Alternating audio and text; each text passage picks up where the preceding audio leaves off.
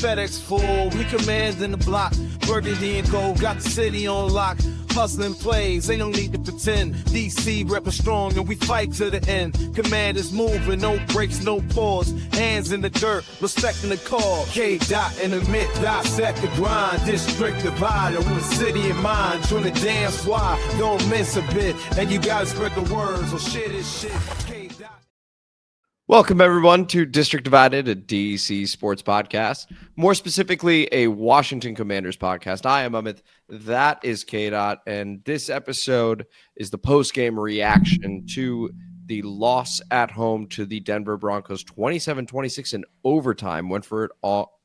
A 2-point conversion. Nick Bonito, someone we had highlighted, of course, one of the better pass rushers in the league, bats the ball down in a thrilling game, honestly. And so we're going to give our reaction to it, what we like, what we didn't. Comment mailbag. Before we begin this episode, if you could please like the video, subscribe to the channel, hit the notification bell, comment as you always do, and K-Dot. Share this shit, people. Just share it. Share this shit. Without further ado, let's get into it. So, once again, a 27-26 loss to the Denver Broncos. They moved to 10-2 on the season. We moved to 3-9 on the season. K-Dot, I will just throw it to you. Overtime loss, very tight game. What was your reaction? I loved watching this game. It was entertaining. I think from an emotional standpoint, like watching going through it, I was surprised that my voice is back because at the end it was Mine's like gone. It went bad. But I just think overall this was just so much fun. This was just like, it was like I think the fun part of it for me at least is the fact that like the offense showed up against a defense that I think everybody was kind of a standpoint of is like, I mean, kind of world beaters, and the fact that we were able to move the ball in the way in which over the last few weeks we've been talking about how it is that our identity is sort of coming into frame. And you can even see it on the broadcast as far as like the way even Chris was talking about it in the sense of like what Chris Rodriguez has kind of brought to the offense. It did look like, hey, this is who we need to be. And especially if we have success like that, moving the football against a defense like that, yeah, this is who we need to be. And I think the big question for me going forward is whether or not they can continue to do that when Jaden gets back. Yeah. I was very proud of the team overall. Because coming off of the bye, right, it could have gone any number of ways. And for us to be 3-8, to go against the 9-2 Denver Broncos, to see what the stadium looked like, felt like more of a neutral environment. You know, back to the old days where just the team is bad and the other team's fans can just fill up the stadium, no problem. They showed a fight that I hadn't seen in some time, a resilience, because there were some calls that went against us where they would even go to Terry in the booth and he'd be like, yep, that's not intentional grounding. Yep, that's tripping. But they were able to go back and say, and they were able to overcome that stuff offensively. And it was really cool to see Marcus Mariota, 28 of 50, the 2 touchdowns pick. Yes, it was batted down at the end, but fight the whole way through. He's now 1-5 as a starter, which is so harsh to him because I think he's been good for us the past couple seasons when he's been asked to do stuff. So that is one piece of it. The defense, we'll get to what we didn't like, but they did have a couple moments where they stepped up, and it was really nice to see them make some plays and get juiced and get fired up. And so I'm very proud of the effort that was put out, and they did enough to win, right? They were right there, and it was just a batted ball. It was a great game overall. I am sad because, again, it was one, my voice sounds a little different right now, but two, I had so much fun watching this game too. And I felt like the energy was with us. I felt like the coaching was very good overall, and I feel like we deserved to win. And so I'm sad for the guys, basically, right? Like us fans, it's 3-9, you know, we'll get to us, but like for the team, I felt like they really deserved one, and they just didn't end up getting it. And so hats off to Denver. They won the game. Yeah, I don't feel that way. Go ahead. They don't deserve a goddamn thing at this point. Like that's my take anyway. It's like you are what your record is at this point, and I just want to see you kind of battle through and fight adversity. And what I appreciate in this game is that there was no quitting the team. Now they're getting to a point where like you reach overtime, where I understand going for 2 because you don't want that fucking defense back out there as tired as they were. It's going to be a guaranteed tie at right best case. best case, most likely seeing the way Denver moved the ball down the field in that first drive in overtime, most likely they're at least going to get in the field goal range. But regardless, the idea being that like throughout this game, I think that you saw a level of Dan Quinn kind of trusting his team, and I think the team itself kind of responded in kind. Defensively, we'll go over like exactly what it is that was different or is carried over the last 2 weeks that is like good compared to bad. But overall, man, the idea that like against the going into this game, the 9-2 Denver Broncos with a chance for them to be the number 1 seed in the AFC, and us and our lowly hurt asses keeping them in the OT like that, like you they barely beat us. They scrounged. This is, to me, is like, I know that a lot of people don't like any moral victories and stuff like that, but at the end of the day, for me, is like, in looking at what it is we want to see going forward the rest of the season, this to me was like a huge game in that, as far as like giving me a piece of solace in the sense of like some of these guys or some of these pieces going forward. Yeah. Back-to-back overtime games now. Since Dan Quinn took over the defense. Can I work quick? Can you hear yourself at all right now? I can. Yeah. Okay. Yeah. My bad. All good. But what I was going to say is, since Dan Quinn took over the defense, we've now played 2 overtime games, funnily enough. So it's been getting closer. We have been getting closer. The games have been getting tighter. But I want to move on to what went well. Okay, right. So we went into the emotional reaction some, and there were actually quite a number of positives that came from this game, and we'll get to what we didn't like as well. What did you enjoy, or what did you like in this game? And you muted yourself.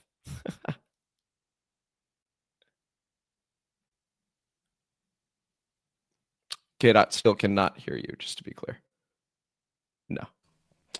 I muted the mic. My bad. Yeah. So yeah. I'm just falling apart over here. Like I feel pretty good about everything that's happened tonight. Also, if you see the amount of bets that I won today, you'll know that I'm extremely happy. But overall, like, all right, what did I like on this particular situation for this game is the offense, number one, as far as us having the identity piece now. Like that to me has been something that like we talk about like what's going to carry over from week to week that I can hang my hat on, and that's been the thing that I felt the best about. They have something like that power run game with the way that they're splicing in Jeremy McNichols and Bill. That is something, and the fact that like that ends up being the base, that those jumbo sets end up being the base in which a lot of other things come out of.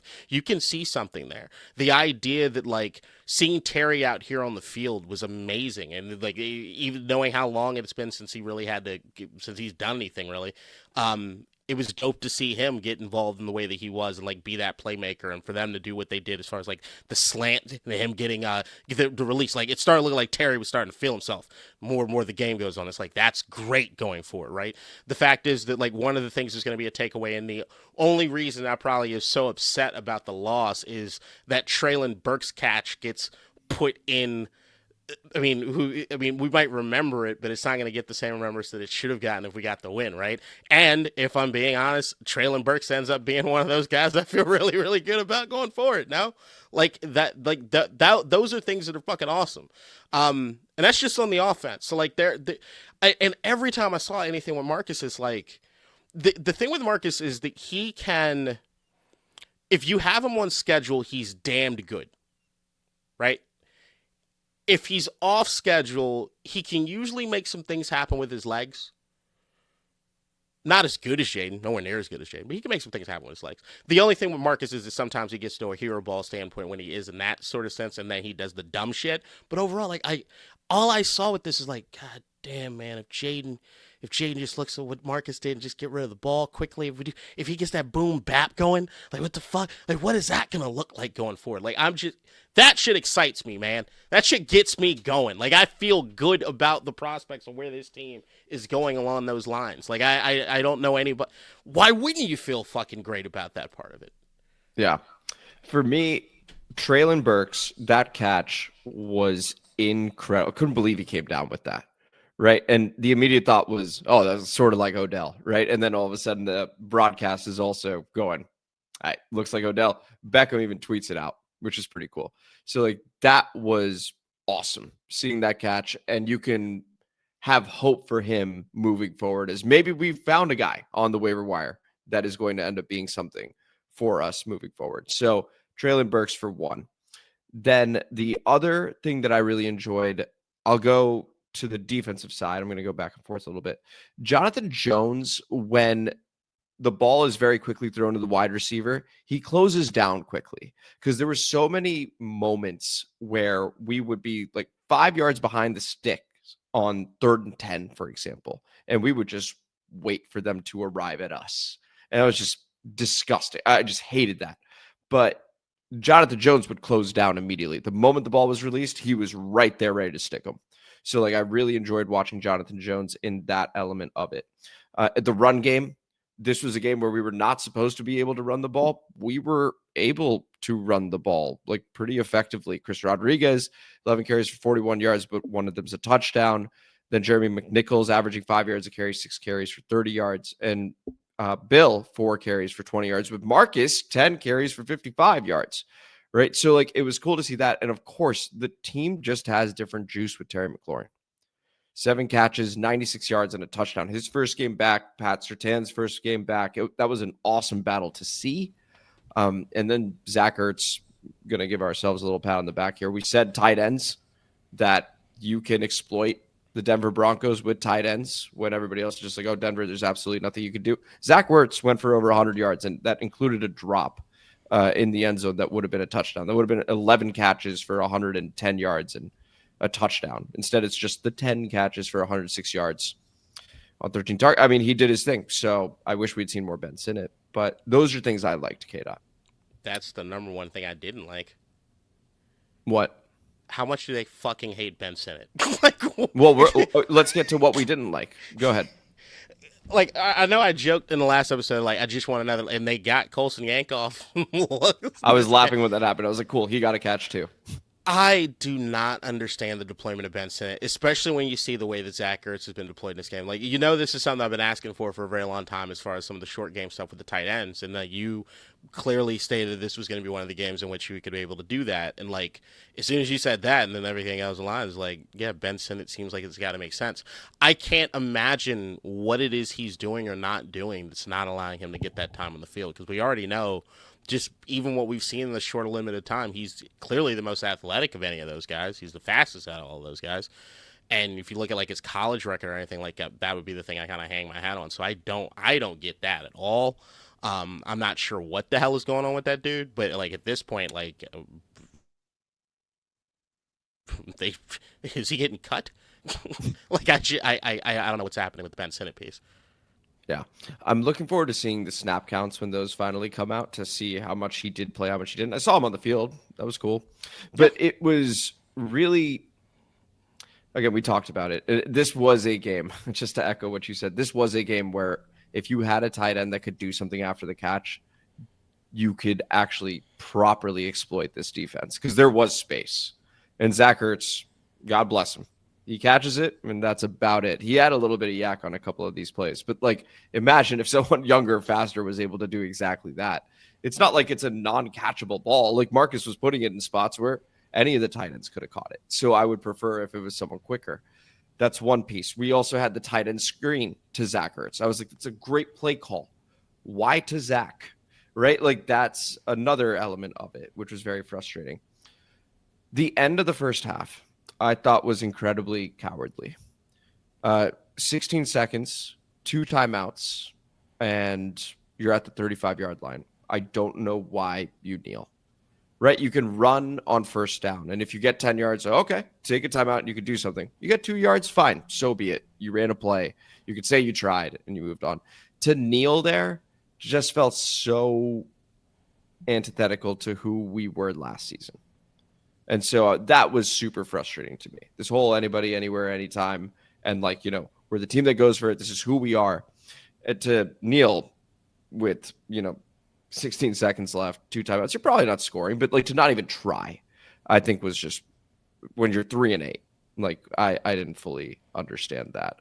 And that was right. That was the Debo fumble. Yeah, I get that. That's a that to me. Play. That to me is what changes the calculus. Because like you turn 23 seconds into 16 seconds. I get the 2 timeouts, but you also talk about the Denver Broncos defense, and you're getting the ball back in the second half. I think 23 seconds compared to 16 seconds of where they are on the field is a big difference. That's a big difference, at least in my mind, as far as the calculus goes. Like, I get your standpoint. So but you agree that they should have kneeled? I can understand either way. I would just say that, like, all right, if it wasn't for the Debo piece, I probably would be with you. If there's 20 plus seconds on the clock and you just want to get in the field goal range for Jake Moody, then like I'm more on board with that. 20 something seconds, like that gives you some opportunities even to run the football at some point. But like the 16 seconds just changes the calculus to me. That 7 seconds is a whole play. That's not what I'm banging them for. I'm banging them big time for that because that was just pathetic, right? You're 3-8. No, it is. You're 3-8. Once again, I'm disagreeing. So no, that's fine. That's fine. I'm just pushing back. Yeah. Like you're 3-8. Who cares? Like not who cares, but you're 3-8, and you don't have much to lose in that spot. And again, if you run on first down, just run on first down. You don't need to put the ball in the air. It's fine.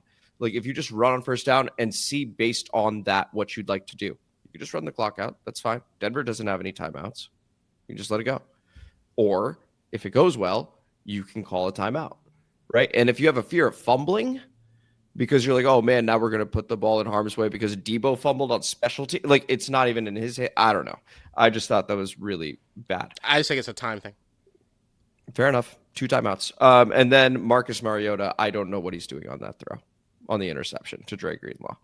Like you talked about the hero ball, but like it's one of the other reasons I don't want them doing that before the half. Like that's just one of the reasons I don't want them doing that before the half. Like that to me is like it's too fear based at 3-8. Like that's not the thing. To me. It's not fear based because they went to then why don't overtime. You do it? They were right there at the end. Like they were right there. They were in the game. They everything worked out exactly the way it needed to by the end of it. I wouldn't look at that and say that it was the outcome of the game at all. No, not to mention process. Even beyond that, fuck the process. Like the thing is beyond that is like I've looked at certain points in this team over the course of the season where I could absolutely call them out for lack of effort in some terms. I could absolutely call them out as far as making stupid bonehead bullshit stuff all the time. This is not the case this week. So like if they came in the second half and they were acting flat and pussyfied the entire time, I'd probably be with you. Like I would say clearly to you like, hey, I agreed with the decision, but I was wrong. You were right. That's what happened. It changed the outcome of the game because it messed with the brain. You know, I'm all about the mental aspect of course. Right. But like it to me is when I saw what was going down in LA,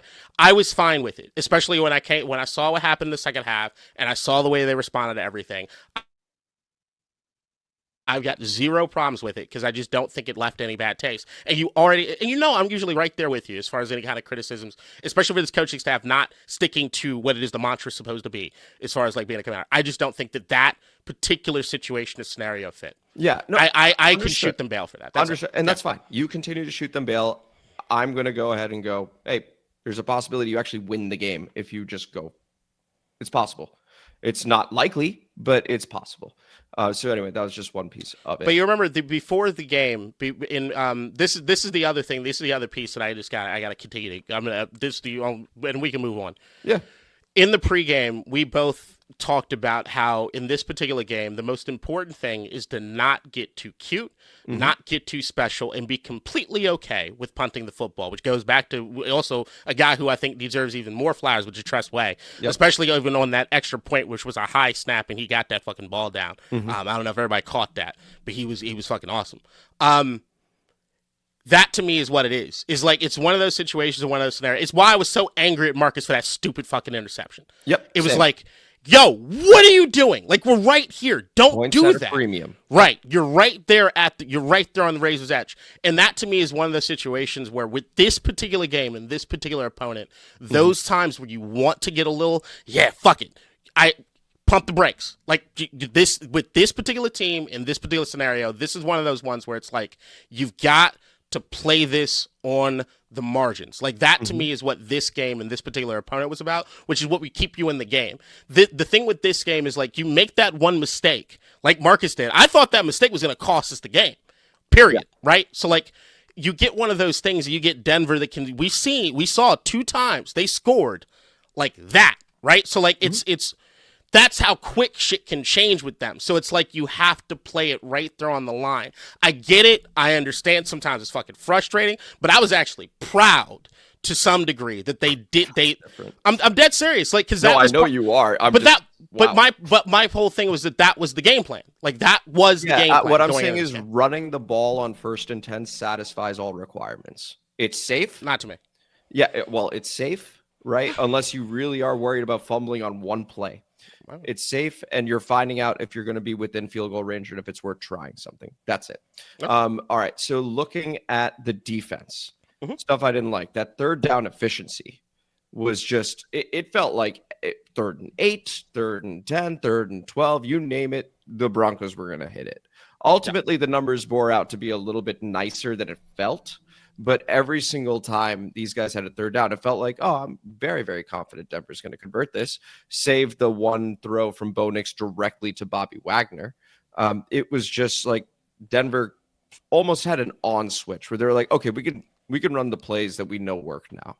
And it's just going to get us a 1st down, and that'll be that. So that was very, very frustrating, K-Dot. I'm so much nicer on this game than everybody else is. Jesus Christ. That to me is part of what, I mean, I get your frustration, but that to me is like one of the I'm actually complimenting the defense actually this time around, because that's the change that you have from the Joe Witt to Dan Quinn defense. Is the Joe Witt still tried to play man. Dan Quinn has basically said, fuck it. We're staying in zone. And the thing with zone is that guys will get eventually open. Like, it happens. And especially if and that's where it goes to that pass rush aspect of it. There were certain portions of the game where it did look pretty good.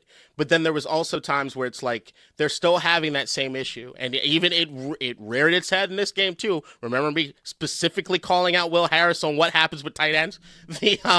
There is still that thing where it's like, and you saw I loved them showing the replay of what Evan Ingram did to Bobby Wagner on that. Which is just like, it didn't take that much. It's just that, and it takes that one step and hit, and it's over, right? That's all it is in his zone. And like, I like the thing with Bobby, like being in that situation. I know we talk about like whether or not he should be in certain packages as far as certain coverages and stuff. And then how do you determine if it's a pure passing play compared to a potential rushing play, and whether or not you're going to have him in or not in the game? Because overall, I think he had a okay game. I did see him like miss a couple things outright, and then he got burnt by Ingram. But, that to me is just, it's a part of like what Dan Quinn has decided to do with the defense, which we all wanted to make a choice, right? Make a change. This is pure bend but don't break. This is what it is. Like we are going to live and die by zone. So it's like we play this. You guys have to communicate and know how to pass whoever off to, and then beyond who it is you're passing off to, you gotta get the pass rush there, because the entire point of zone, there are empty spots in the zone. If you got a wide receiver or a tight end that knows how to sit in that zone right, or if you got a coach and Sean Payton who knows how to dial up things when he sees what's happened defensively to get a guy going in a cross or get a guy going in a slant to break or separate in certain parts of the zone or take advantage of certain matchups in certain zones, it's just part of it. Like, that's why if you can play man, you want to, like, right? Like that's the thing. Like, but that's where we're kind of hamstrung by, like, and you go by all of it. Like, you're still missing your defense, your top defensive ends. You're still missing your top 2 corners. You got Will Harris, who's back and playing. I know he was probably on a snap count. I think Terry was too in this game, but like even in that, you're trying to get this guy kind of reacclimated with what's happening with the defense. Because sure enough, according to everybody, it sure looked different since he left compared to now, so there's got to be a learning curve. It's just, I still look at this defense, I still see the deficiencies in this defense, and I still see what this defense was able to do in certain portions, and I'm like, you always want more from this defense, like, you want more, but the idea of, like, I thought this game could get ugly. And like, I didn't think we weren't going to win by 2 scores. There was nothing that showed me that was going to be the case. But I did think that there was a chance that Denver could win by 2 or 3 scores. But what we mostly thought was it was going to be close to the end. And that to me is what the defense did. They kept us in it. And that with this defense and what I've seen over the course of this season, I'm sorry. Like, and when I look at the injuries too, I'm all right. I'm good. Like, I trust me. It could always be better, but I just think that we got to contextualize it. Yeah, of course. Yeah. Certainly contextualize it, but nonetheless, it is what it is at the same time. That's why I'm not sad. Yeah, no. Again, and the reason I was sad was because I felt like, considering everything, the context, like that they deserve more from that game, right? So like that was the reason for it. So that's the thing. That's that deserve piece. Like, it's so weird. It's like I'm so much more positive about the team and what it is they're doing, and yet at the end of it, I'm like, they didn't deserve shit. And then you're like, oh, they sucked, but they deserved it. We're on the what we didn't like section because there was a lot we liked. So just to be clear. Fair enough. But what I was going to say was, okay, so now we're at 3-9. Yeah. Right. And we've had the conversation of like, season's over. No, it's not. Season's over. No, it's not. Now, from a playoff standpoint, it is. So moving forward, we've had the conversation around putting the best players possible in the position versus the younger guys and maybe being more open to those mistakes and the growing pains and the learning curve there. Where do you stand on that now? I still don't think you could do a lot differently, honestly. And once again, it's just the way the injuries have kind of worked out. And like, I'm all for giving some young guys some play, but I also know that sometimes you put some of those young guys out there when they don't need to be, and it's the end for them. So to me, it's all comes with like the only one that I'm continue to scratch my head on. And now at this point, after what I saw in this game in particular, I am now, there has to be something up with Ben Sinnott. Like I at this point, like I can't justify what I saw tonight at all in the sense of the Ben Sinnott deployment, unless there is absolutely something I'm just not aware of. Maybe we learn on Hard Knocks or some shit, but like there is clearly something that I don't know that is making them make this decision about Ben Sinnott. Now I have a choice right now, which is like I can trust this coaching staff, or I can say they're all fucking stupid and they should be playing Ben Sinnott. With what I saw tonight, it would be such malpractice to a point at which I would be angry at everybody. And I don't think that they've deserved that from me at this particular point. They haven't earned that. Because I know that me and you have not necessarily been on the same page as far as like the way that they've necessarily deployed the young guys over the course of the season. Like I still would like a push more towards the youth. I just don't. There's not a lot of it in a lot of the areas in which like you'd really get the most bang for your buck. I think Jordan McGee is best served being out there, but next to Bobby, not by himself, right? So like I think that's a thing.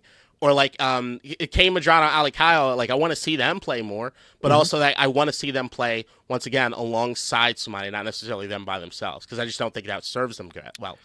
And then if you look at like the secondary, is there anybody young that we're not playing? Like defensive line, I don't think that's the case either. Yeah, I literally don't think there's any other position on the team except for tight end and linebacker in which you could say that there needs to be a youth movement. Yeah, and so those are the points I'm going to focus on. So like, would like to see more Ben Sinnott, of course. And to your point, it feels like there's got to be something, either behind the scenes seems a bit harsh. I mean, it is like a bit more nefarious, but it's just like maybe he's not practicing well, or maybe he's making mistakes in practice over and over. They're like, we just don't trust him in game situations. I don't know. Like that was the vibe from last year. Thinking. Yeah, well, it seems like it's carried over based on the snap count so far.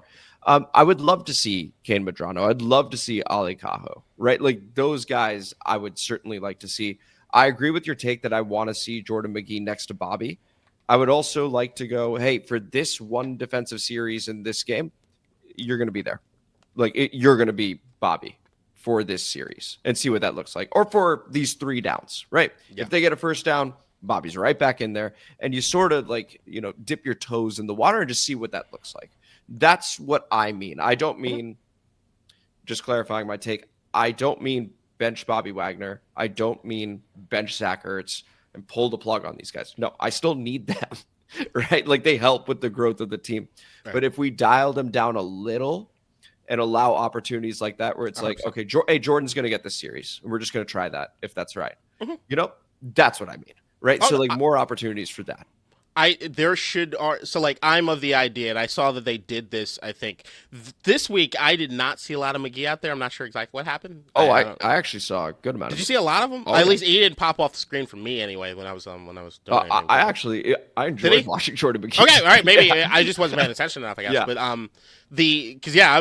that was something I actually had a question about. With but overall, like, there should be packages that are now installed for some of these guys to start seeing like where it is and what it is they can do. So like I think there should be a few defensive line alignments in which we only see Jordan McGee out there. Jordan McGee is absolutely out there for those packages, or that you find something to put Ali Cahill or Kay Madrano in there just to see what happens. Fuck, I want to see Nick Bellore sometimes on defense. Certainly. Like, yeah, so like there are some things they could do, but there's like I go back to saying I did see Bobby kind of fuck up on some of the rush defenses today.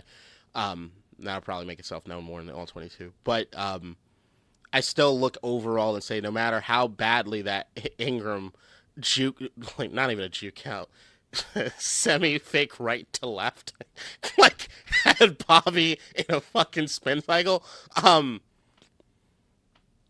he's still probably one of your overall better defenders, which sucks. It does suck. Bobby has not been like bad. Just to be clear, it's just the speed can be exposed, and we see that he's bad in coverage. I think we can say that. Now. Like, there was an exclamation point on that one. Okay, older now. He's not what he used to be. I think it's bad to say that. Jordan McGee 6 tackles, which was third most. Yeah, man. Corrally, I was fucked up. Yeah, no, Jordan. I was like, dude, nice. He even had. I was high. Yeah, well, he even had a nice joint tackle with Bobby Wagner. I did see that. RJ Harvey. Yeah, and both of them got there at the same time. I think I did see that. I did see that one. Yeah. They were physical with Harvey at certain points. They were. We stopped the run quite well overall. Also, Denver to me just didn't seem like they were sold on doing it. I felt like I thought that they put the ball in Bo Nix's hand more than I expected them to in this game. Mm-hmm. But I also know that they don't love Harvey as much as they love Dobbins because they just haven't been able to get him off. So and I think Bo did well. You know what? That we're gonna get into the comment mailbag because we do have some Broncos fans in there as well. So, any final thoughts before we move to the comment mailbag? Yeah, I know you alluded to it, but just go a little further in the paint, and it's not something I ever do. The officiating tonight was fucking awful. You know what? And I think we do a very good job of not touching on the officiating. They were fucking bad. But when you get Cowboys, like, I got some friends like that are Cowboys fans, Eagles fans, etc., and they are chiming in going, hey, what's going on with the officials? Like, that's when it's really, really bad. Like, it was, geez. We're talking game-altering shit. Like, we were lucky that it didn't actually alter it because we did overcome a whole bunch of it. But, wow, it was bad. I do think it was on both sides, definitely. I think that we got the shorter end of the stick, especially near the end of the game where it was like, these are way too consequential for, like, make-believe shit. But like even the Burks the Burks touchdown was OPI. Like it was clear OPI. I would have to see that again. He dragged the motherfucker down by his collar. Like it was hilarious. That was an awesome catch. It was fucking awesome. Awesome catch. It's what it is. I mean, fuck. All right. Or no, was it the Terry catch? I don't know. One of them there's like clear OPI on it, but it's like they missed shit on both ends. They absolutely did, but it skewed our way, especially near the end where everything felt so much more consequential. And it was like, can y'all get the fuck out of the way and let us play the goddamn game? And like the intentional grounding, it's like, I thought we all knew this. I thought we all knew if you throw it over the head of somebody, like you're good to go. What? Like, when did that not be a thing? Flag. Yeah. I was like, what is that? So like, and then to hear that like the sideline was pissed. But not pissed for that. It's pissed because they had fucked up what down it was. Mm-hmm. The officiating crew sucked. And on top, and look, the league gets no bail. I know, fuckers, you can call in from New York. Why didn't anyone do? I saw they did it for the one. Oh, which was tripping, but you can only acknowledge the contact, and so we got penalized for that. I love Tarico saying you open up Pandora's box and can you look at all of it or not? They need to be looking at all of it. Yeah. And with that, we go to the comment mailbag featuring an intro. No, we're doing the Seattle one, or you fixed it? I fixed it! All right, go ahead.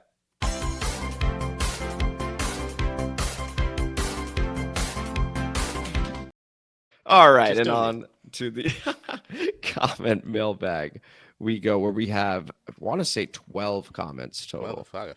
Yeah. Why don't we start with this one? from Snelltier. Shout out. Yo, as a Broncos fan, you guys have the best sports podcast show I've seen. Wow. Shout out. Really appreciate that. Someone replied saying, nah, LOL. But, Well, fuck the person that said nah. pretty cool, though, huh? So that's one. And Snelltier also goes, on the tight end thing, Dre Greenlaw has only played 3 games, and he's been shutting down tight ends. Zach Ertz did go off. 10 catches for 106 yards. And once again, proud that we were like, hey, the tight ends, look at them. You'll be able to do something in this game. Benson, where you at? But also, Dre Greenlaw gets the pick. So, there's that. Get out your reaction. No, Dre like could get the pick, but I mean, come on. A lot of players could have gotten that one. Come on. It goes both ways, Bobby. Come on.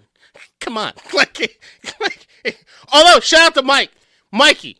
Physical as fuck today, brother. Cool. I meant to mention that in the what went well. It was good to see that pop again. Yeah. That was nice. That was lit. It was like Mikey wanted to get after the first hit. It was like, oh, I want to get involved now. That was dope to see. I like that. I haven't seen that level of physicality. Actually, the person that was best as far as the physicality piece always has been Marshawn. It was nice seeing that back. Yeah. Oh, definitely. And here's Tony. Shout out Tony OG. Fellas, it's been tough to watch anything Commanders related this year. Thank you for doing what you do and keeping the energy up. And shout out to the graphics and cutscenes. Little emoji there. Get out your reaction. It's tough. I think it's tough, but it ain't got shit to do with what the team is doing. I think it's tough because I pull up Twitter during the game. I'm going to name names. Fuck it. I don't know if this is going to hurt us in the future, but I'm just going to do it. Yeah, go ahead. Grant, Danny, EB, shut the fuck up. Shut the fuck up. What the fuck? Dog, the word, like, hyperbolic. Oh, my God. They didn't convert on 3rd down. Kill their firstborns. It's the worst. It's like, what the fuck is wrong with y'all? I can't take it because of how fucking negative. And like, dude, I get it. It's not a great season. But how fucking terrible are your guys' lives that you have to be this goddamn negative about all this kind of shit and this hyperbolic about it? It feels like the only people that know how to do anything in this sports landscape as far as talking about anything are all trying to be Stephen A. Smith. And I'm sorry, have you seen what that fucking piece of shit has been up to recently? You shouldn't be trying to emulate him. I don't know what everybody should. Like, you know what makes this work? You know what makes this work? Who's, in your opinion, best sports debate show ever? Well, PTI is That's the answer. Yeah. Why do you think PTI is the best sports show ever? I don't know. It feels pretty level-headed. They're not going crazy on stuff, and they end up. They love each other. Yeah, they love each other. Like that's the thing. You and your boys, you argue about sports, right? And when you do, you turn back around and be like, dog, I'd take a bullet for this motherfucker, right? Like, this is what it is. You don't do it for clicks. You're not doing it for clout. You're not doing it to have the hottest take that you don't even fucking remember. It is hard to consume the media around anything right now. And that's why I think our podcast is so fucking good, is we ain't trying to do that bullshit. It's true. I appreciate that. Love you, bud. Because this next comment is from a really close friend, Brendan Nichols. All right, hang on. You read it? No. But I will say I did do this, and this is going to sound very Drake-like of me, so you can call me a bitch right now if you feel like it. This fucking piece of shit called me the day after Thanksgiving to give me shit about JJ McCarthy, just to do it, okay? Now, I went to fuck off on him because I found his phone call to be nothing but trollish behavior. Okay. Now, what I did right after that call was record a 3-minute video in which I actually even did production to play on the podcast in anticipation of the fact that I could hear him open his bottle of lube and start typing away on his keyboard that I knew there was going to be a comment in that motherfucker. But you know what? You can't feed the trolls. So I put the video away. Plus, I talked to somebody and they said it was entirely too mean. And I went below the belt. So I'm going to try to reframe it. but just know, bitch, stop. Leave me alone. But go ahead. Here we go. It's not pretty. Of course not. He was so angry. K-Dot. Yep. Raise your right hand. Fuck you. No. And repeat. Oh, kiss my ass. I, K-Dot, hereby declare that I am a complete and utter moron because I suggested the Commanders draft J.J. McCarthy over Jaden Daniels. I am not a complete and utter moron because I got a QB projection wrong. Everyone, including professionals and those who have made QB projections for decades, get projections wrong. I am a complete and utter moron because the criteria I used to recommend that the Commanders draft J.J. McCarthy over Jaden Daniels were so asinine that shaking a magic 8-ball would produce a better result. I apologize to God, Jesus, Allah, Yahweh, Vishnu, Zeus, Odin, all the other gods, and most importantly, you, my loyal viewer. I vow to remove my head from my rectum in the future and do better. That is the end of the comment. K-Dot, your reaction when we are back Oh, shit, on what the fuck did I screen. do? I thought you did that on purpose. No, I didn't. My ass not paying attention. Look, man, I don't like the idea of feeding trolls. Like, it just feels like it's an asinine thing to do because that's the only thing they want to do. But I mean, I love the fact that this dude is a Missouri-born, DC-raised, Green Bay Packer fan. Those are 3 geographies and 3 identities that have nothing to do with each other. And that's who he is as a person. No backbone. He doesn't stand for anything. He's a fucking empty shell.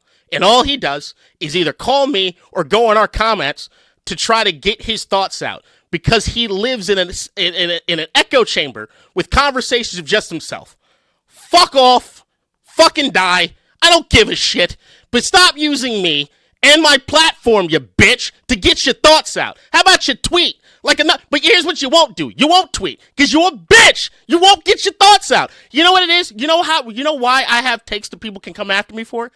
Because I say my takes, you bitch. Because I have them. You know what I don't do? I don't go on the Ringer and fucking in Barstool and to develop my entire personality around shit that I don't even understand. But because such and such said it, fucking glazing fucking Dave and Bill like it's his fucking job. Eat a dick. MVP of the Thanksgiving football game, though. Shout out, Brennan. And that was sad. We know. Renell Winchester goes, if Ayuk can be signed on a proven contract, a clean bill of health, and a good price, I would be okay signing him. He has been an excellent wide receiver. Terry, Debo, Ayuk, Luke, and Lane or Treylon Burks.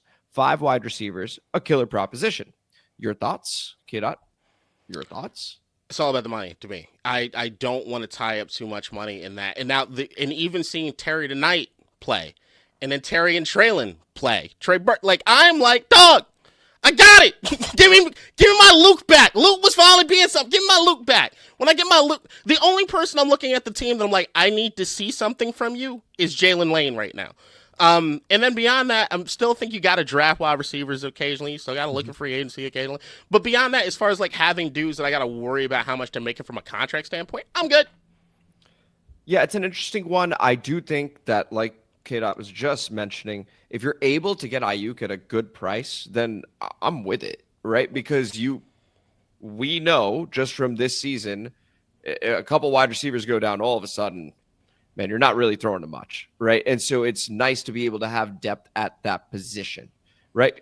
Just getting a guy like Treylon Burks, a first-round talent, has sort of shown us, oh, man, this is what it can look like when there is some talent on the field. It was a great catch today. It was only the one catch, though. So, like, he still has some improving to do also, right?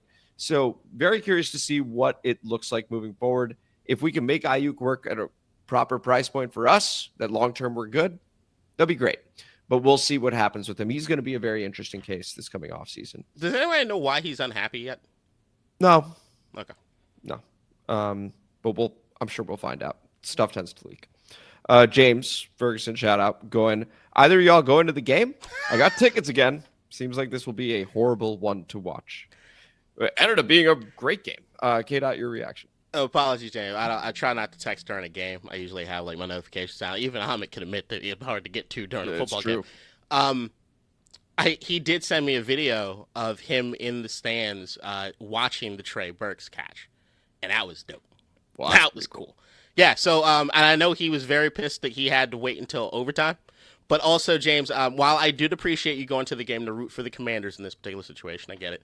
I don't like the fact that you brought somebody that was a Cowboys fan. Kind of offsets it. Ooh, I'm not a fan of that. Let's see. We've got a few more. We're going to be getting close to... Oh, but also congratulations, James. He's a papa. Oh, congrats, James. Congratulations.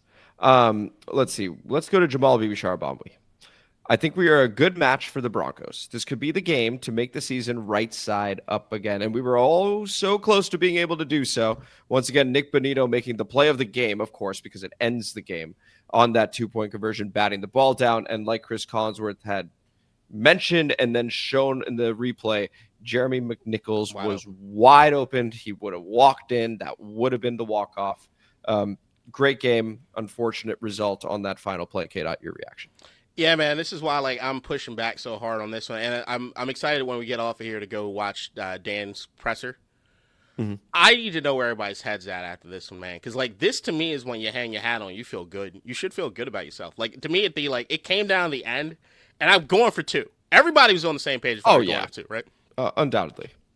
You had arguably their best, not probably second best player on their defense make a hell of a play and end the game, and I'm like, I don't want to lose, but if I have to lose, that's you're forcing them to be their best. Yeah, it was just like I had to have we had a game in which we contained him for the most part, right?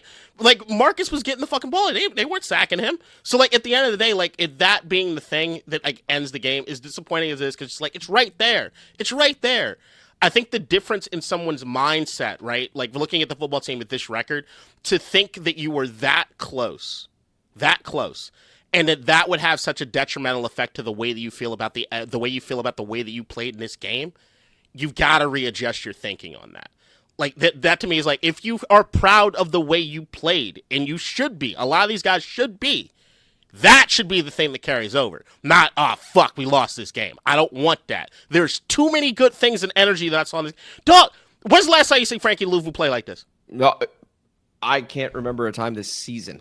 You see what I'm saying? So motherfuckers, please don't get sad and mopey about this shit.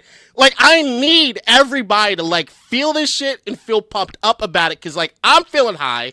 I need other people. I stay schmedium. Dog, I stay schmedium. And the reason I stay schmedium is that in these moments where it's okay to feel a little elevated, I feel like I brought it on point. Guys, feel a little more elevated than you're feeling right now, please. Let's go to Renarder. We're going to start to get to Broncos fans here. We actually did have a number that listened to us. So, God damn it. Yeah. Renarder goes, I think if you guys just keep underestimating Denver. Oh, okay. Hold on. This was not typed correctly. I think you guys just keep underestimating Denver, and it will be your downfall. Bo is better than you think.